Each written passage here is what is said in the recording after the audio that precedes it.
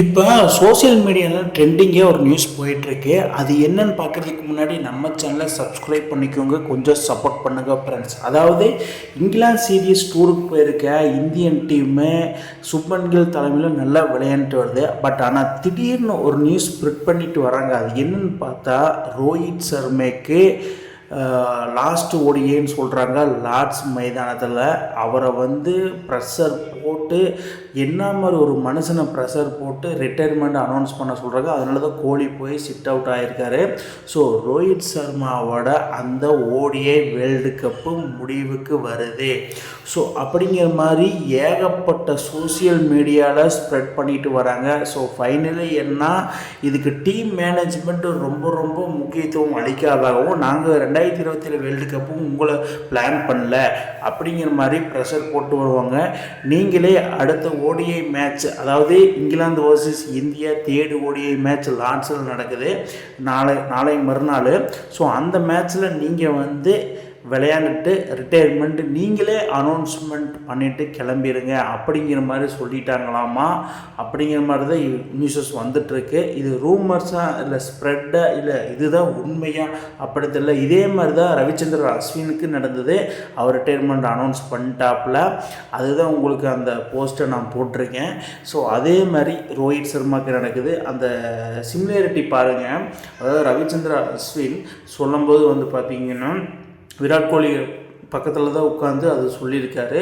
So அதே மாதிரி தான் இந்த டைம் ரோஹித் சர்மா பக்கத்தில் பும்ரா அண்டு விராட் கோலி உட்காந்து அதை டிஸ்கஸ் பண்ணியிருக்கிறாங்க. ஸோ இப்படியே போயிட்டு இருந்ததுன்னா இந்தியன் டீம் ரொம்ப ஒர்ஸ்ட் எக்ஸ்பீரியன்ஸை சந்திச்சுட்டு வருவாங்க. ஸோ ஃபைனலி என்னென்னா ரோஹித் சர்மாவோட அந்த ஓடிஐ வேர்ல்டு கப்பு கனவு நிறைவுக்கு வருது. கடைசி வரைக்கும் அந்த வேர்ல்டு கப்பு வாங்காமையே ரிட்டையர் ஆவாரா அப்படிங்கிற மாதிரி தான் எண்ணம் மக்கள் மனசுலையும். பெரும்பாலானோர் நம்ம இந்தியன் ஃபேன்ஸ் எல்லாருமே, ரோஹித் சர்மா ஃபேன்ஸ் எல்லாருமே சொல்லிட்டு வருவாங்க, Rohit Sharma missing the world cup 2027 அப்படிங்கிற மாதிரி சொல்லிட்டு வர்றாங்க.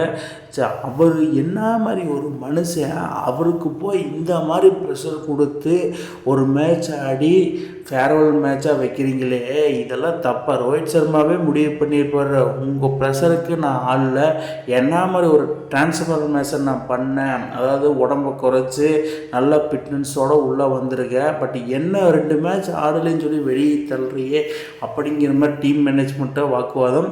ஸோ எப்பா கம்பீர், உன்னோட பாலிடிக்ஸ் ரோஹித் சர்மாவோட வச்சுக்குப்பா, அப்படியே தப்பி தவறி பக்கத்தில் இருக்கிற விராட் கோலி கிட்ட வந்தீங்கன்னா வச்சுக்குவே, நீ அவ்வளோதான், உனக்கு அவ்வளவுதான் மரியாதை அப்படிங்கிற மாதிரி Rohit Sharma fans and Virat Kohli fans எல்லாருமே, இந்தியன் ஃபேன்ஸ் ஆல்மோஸ்ட் எல்லாருமே சொல்லிட்டு வராங்க. இதுக்கு எல்லாமே முழுக்க காரணம் கௌதம் கம்பீராக தான் இருக்கும். பட் பிக் டிசிஷன் எடுக்கிற, பட் வேர்ல்டு கப் மிஸ் ஆச்சுன்னா நீ மிஸ் ஆயிடுற அப்படிங்கிற மாதிரி எல்லாரும் சொல்கிறேன். பட் இந்த மாதிரி ஒரு டீம் இந்தியாவில் ரோஹித் சர்மா, விராட் கோலி, அதுலேயும் மெயினாக ரோஹித் சர்மாவோட எக்ஸ்பீரியன்ஸ் கேப்டன்சி அனுபவத்தை மிஸ் பண்ணுறாங்க. சுப்மன் கில் ரொம்ப வருத்தப்படுவார். கௌதம் கம்பீர் பல டிசிஷன் எடுத்து நிறைய பேரை வெளியே தள்ளிட்டாப்புல.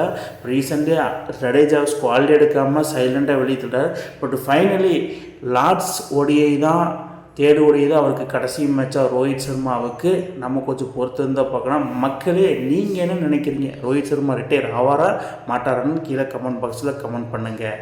இந்த மாதிரி இன்ட்ரெஸ்டிங் கிரிக்கெட் வீடியோவை தெரிஞ்சுக்க நம்ம சேனலை சப்ஸ்கிரைப் பண்ணுங்கள், லைக் அண்ட் கமெண்ட் பண்ணுங்கள். மேலும் உங்களுக்கு வீடியோ வந்துகிட்டே இருக்கும்.